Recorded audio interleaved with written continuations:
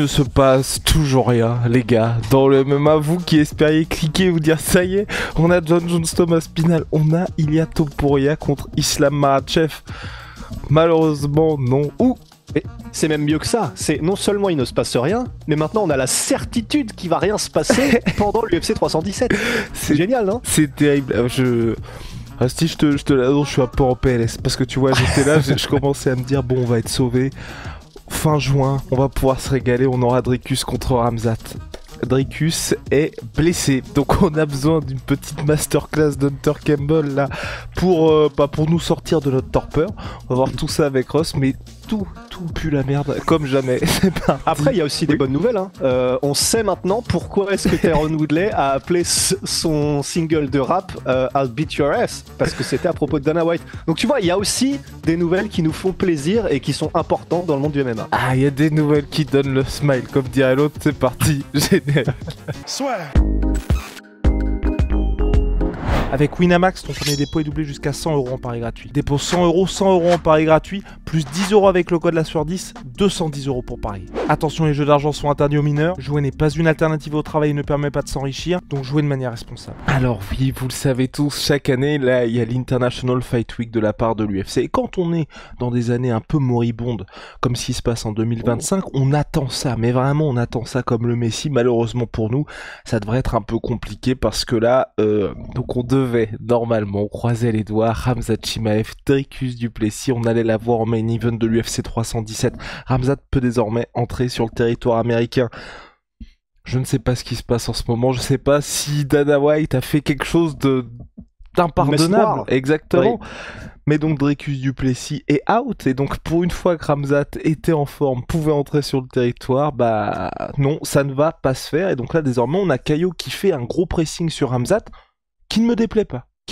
Bah non, il a complètement raison. Enfin, là, pour le coup, Caio, et on a oublié de dire aussi que Khamzat a réagi en disant qu'est-ce que c'est que ces conneries avec ce gars-là, tu vois, en mode dégoûté, t'es blessé, tu peux pas tenir ta place, c'est pas pro, c'est pas très classe. Et ce qui est quand même venant de Khamzat, c'est quand même riche. Voilà, c'est pour ça. Il convient de rappeler un petit peu l'historique de Khamzat Chimaev. Si vous êtes sur Twitter, évidemment, vous avez déjà vu tout ce qui s'est passé. Khamzat, c'est peut-être l'un des gars qui a le plus pull-out de tous ces combats. Donc bon, pour une fois, quelqu'un lui rend l'appareil. Oui, ouais, voilà, c'est pour ça.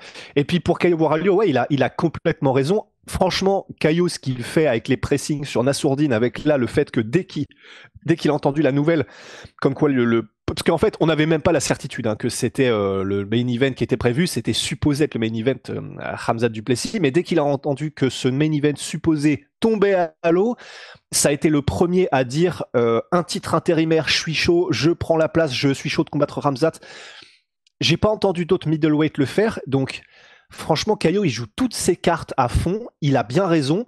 Et puis, ben ouais, c'est clair que si je suis Hunter Campbell, si je suis Dana White, le fait de me dire, bon, on a Khamzat, si Khamzat est chaud et qu'on met un titre intérim en attendant, au moins on a un gars où on est sûr qu'il va venir.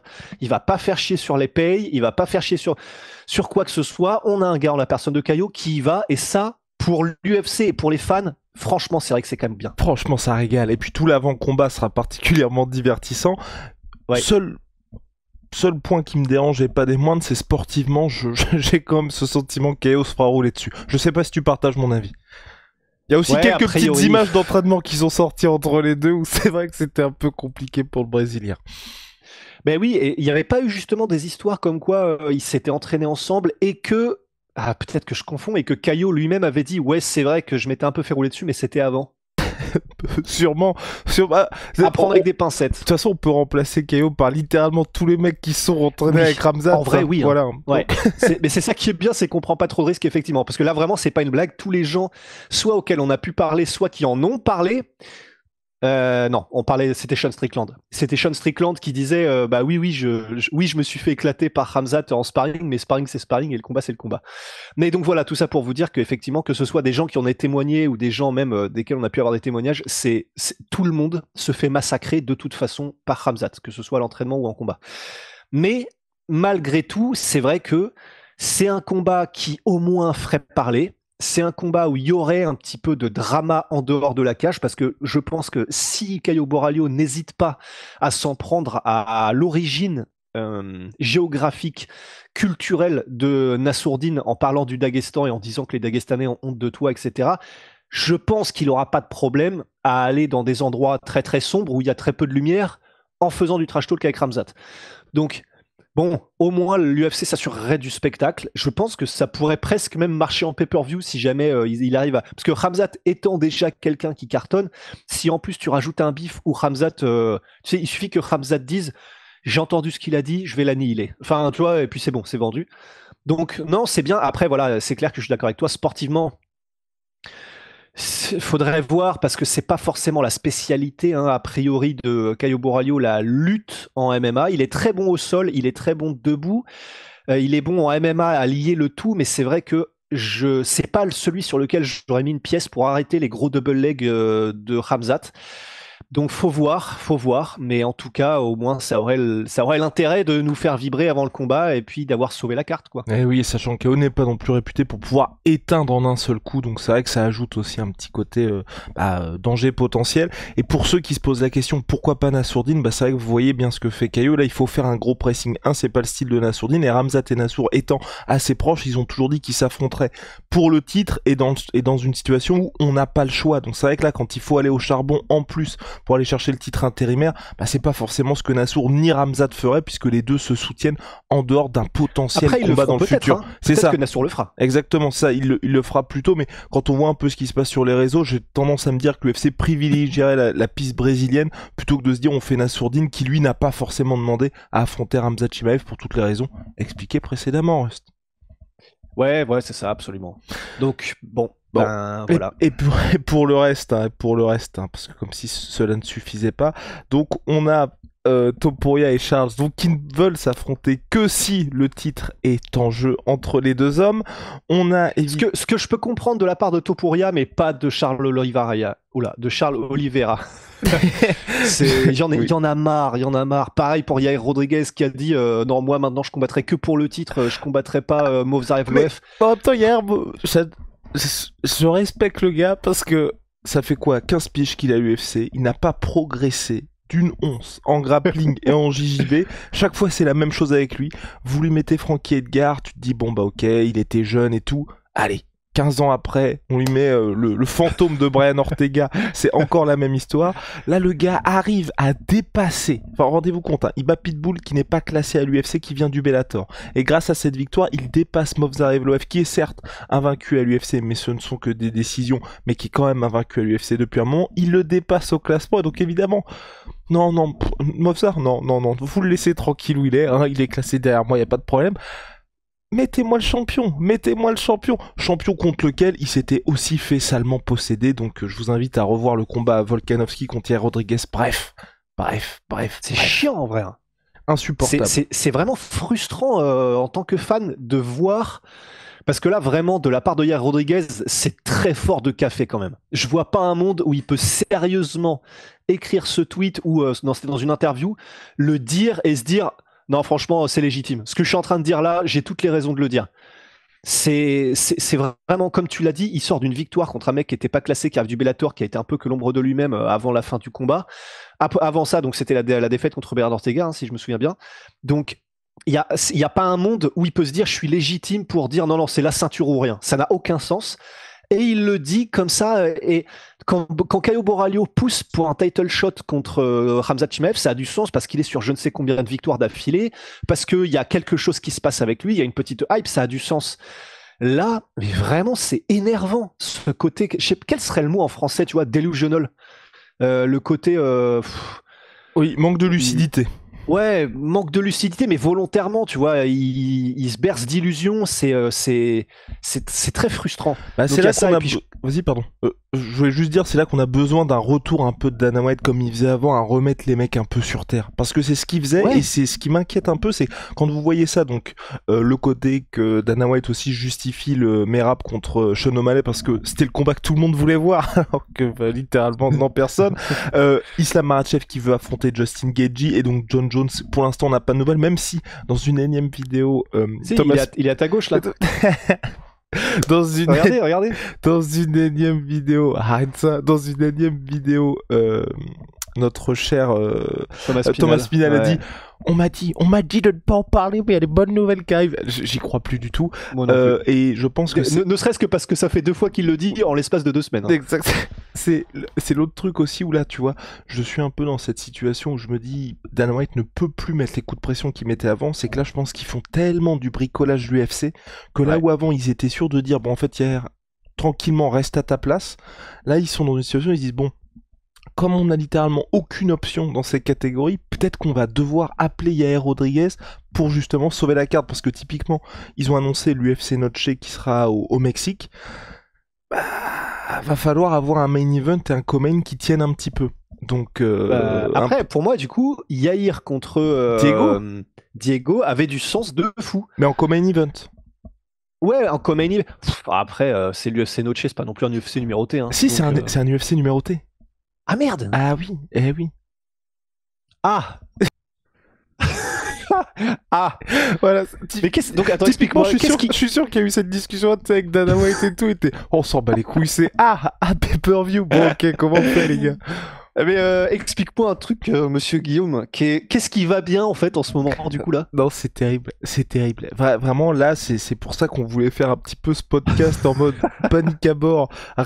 Rien ne va parce que l'autre truc du Islam Makhachev, qui en fait c'est ça aussi qui est terrible, c'est qu'Islam au début de son règne, on n'était pas trop dans le train Islam Makhachev, on va pas se mentir. Là, il gagnait notre cœur et tout. Qui fait, bon, je vais attendre de voir ce qui se passe chez les welterweight, et si je reste en lightweight, en fait, je n'affronterai que Justin Gaethje. Traduction, hein, je veux ma petite défense de titre gratos. Ça devient insupportable. Bon, insupportable, le mot est fort quand même, il y a plus grave, mais je veux dire, c'est... Pas vraiment plus grave que ça. Franchement, sur Terre, en ce moment, je vois pas ce qu'il y a de plus grave. Non, mais en fait, c'est vraiment, en tant que fan de MMA, voilà, il peut pas y avoir de trucs plus frustrants et plus chiants, parce que des gens qui refusent de combattre les uns les autres, alors que c'est ce qui sportivement, ou c'est ce qui aurait le plus de sens, quelle que soit la métrique que tu prends, parce que même en termes de hype, hein, il y en aurait pas pour Gaethje, Islam Makhachev. Et puis attends, est-ce qu'on n'a pas oublié aussi, ça c'est la rumeur, un petit Sean O'Malley blessé. Oui, c'est vrai, il y a la rumeur Sean O'Malley blessé. Non, c'est une dinguerie. Hein. C'est une dinguerie, sachant que pareil, on rappelle hein, les deux combats de fou, les deux gros combats pour cet événement-là, donc c'est Sean O'Malley contre Merab Volume 2 et Peña contre Kyle Harrison. Autant vous dire qu'il n'y a aucun monde où Peña Kyle Harrison peut être main event. Ils sont même dans une situation UFC où ils se sont dit il faut qu'Amanda Nunes sorte de sa retraite pour nous sauver. Enfin... Non mais et rendez-vous compte, nous sauver. C'est-à-dire que c'est pas comme si quand Amanda Nunes va combattre, c'est pas comme si ça allait faire 3 millions de pay-per-view. Hein. C'est c'est un peu genre il y a une menace, il y a Ultron qui arrive sur Terre ou Voltron, je sais plus comment il s'appelle là, le mec d'Avengers. Ultron, ouais, il y a Ultron qui arrive sur Terre et on dit non, vous inquiétez pas, c'est bon, il y a Ant-Man. On n'a plus que lui, mais il y a Ant-Man. J'allais la sortir. Tout le monde sera en mode d'accord, donc on est foutu en fait quoi. Mais c'est chaud quand même, hein. C'est chaud. Donc on en est là et puis non, qu'est-ce qu'on a comme bonne nouvelle il y a du coup non, je vais éviter de faire une sale vanne, mais il y a le combattant afghan qui du coup ne sera pas parce qu'il a fait une agression sexuelle sur plusieurs mineurs, qui ne sera pas à l'UFC. Donc ça c'est pas une super nouvelle parce que j'étais sur Reddit ce matin. Alors sur Reddit MMA, voilà, Caio Borralho.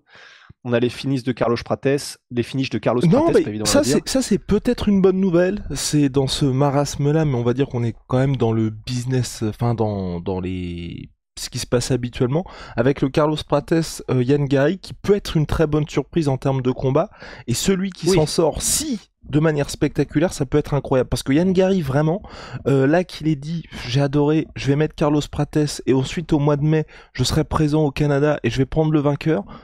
J'aime beaucoup. Beaucoup. Enfin un qui dit des trucs que les fans avec lesquels ils sont d'accord et qu'ils ont envie d'entendre, putain. Faut juste qu'on soit dans un truc où c'est la seule inquiétude que j'ai avec Ngai, il faut qu'il gagne. Parce qu'il avait dit exactement la même chose avec Shafkat en short notice, ça s'était pas passé. combat très beau de sa part et vraiment il a fait une performance, je pense, qui a agréablement surpris beaucoup de monde, mais ça s'est pas passé comme prévu, donc il y a ça. Potentiellement aussi, j'ai vu, je crois que pour l'UFC Atlanta, le main event devrait être, donc là pareil à prendre des pincettes parce qu'on est sur des rumeurs, Buckley contre Kamaru Usman. Ça peut être intéressant aussi pour la catégorie, parce qu'en fonction, soit Kamaru montre qu'il est toujours calibre contender, ce que je pense, et je pense qu'il ne va faire qu'une bouchée de la racaille Buckley, ou alors Buckley s'impose, et donc il montre qu'il est bien le futur, et donc ça peut être intéressant, parce que ça bougera bien chez les welterweight. Mais là, on est dans du côté des rumeurs, et c'est pas... Bon, on n'est pas sur des trucs où vous allez tous faire nuit blanche là-dessus. Hein. Ouais, non. Bah non. Donc, mais effectivement, c'est bien, mais ce sont pas des choses qui font avancer, disons, le sport. Et sinon, même à part l'humanité, ça, même l'humanité globalement. Ouais, non, voilà. À part ça, qu'est-ce qu'on a? On a Dan Hooker qui a lancé un concept incroyable qui est des combats en 60 secondes. Donc, t'es obligé de te mettre sur la gueule le plus vite possible. Oui, c'est incroyable. Et je crois que c'est passé. Hein. C'était le week-end dernier.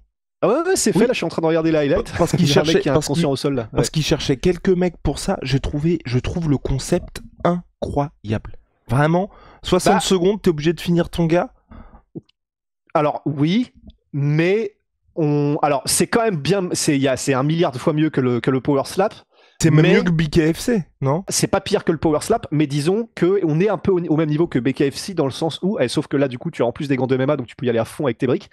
C'est que tu es donc pendant 60 secondes obligé de prendre un maximum de risques, et donc il y a quand même la quasi-certitude que tu arrête de sourire. Donc c'est quand même, c'est mieux que le power slap, mais pour moi ça reste un truc de débile mental un peu. Ah bah d'accord. Eh bah d'accord. Quand même. Les gars, je vous invite en commentaire à répondre. Mais moi, je trouve que c'est le sport. Je trouve que c'est le sport le plus safe. Je trouve que c'est le sport le plus safe du monde. Bon bah voilà les gars. Je pense qu'on. T'as pas une autre bonne nouvelle juste avant que tu partes? Non, je pense parce que vraiment, c'est un challenge. Trouvons une bonne nouvelle. Du côté des bonnes nouvelles, attends, il y avait peut-être eu. Ah si, tiens, regarde, Charles Oliveira n'est pas intéressé par Paddy Pimblett. Super. Eh ben nickel, merci beaucoup. Non, du côté des bonnes nouvelles, non, c'est tout. Hein. C'est tout. Malheureusement. Bon. Si, du côté des bonnes nouvelles, si on peut vous dire qu'on a toujours moins 30% minimum sur tout My Sweet Pea avec le code la sueur. Ça, c'est une très bonne nouvelle, les gars. Et vraiment minimum de chez minimum avec My Protein. Code la sueur, moins 30% minimum. Et puis, holy moly, évolution dans les boissons énergisantes. I got him. Classé. Boisson de réhydratation. I got him. Oh, regardez-moi ça. Code la sur 5 pour votre première commande, moins 5 € si vous avez déjà commandé chez eux. Code la sur 10, moins 10%, ça c'est le mid-check. On se retrouve très vite. Bye.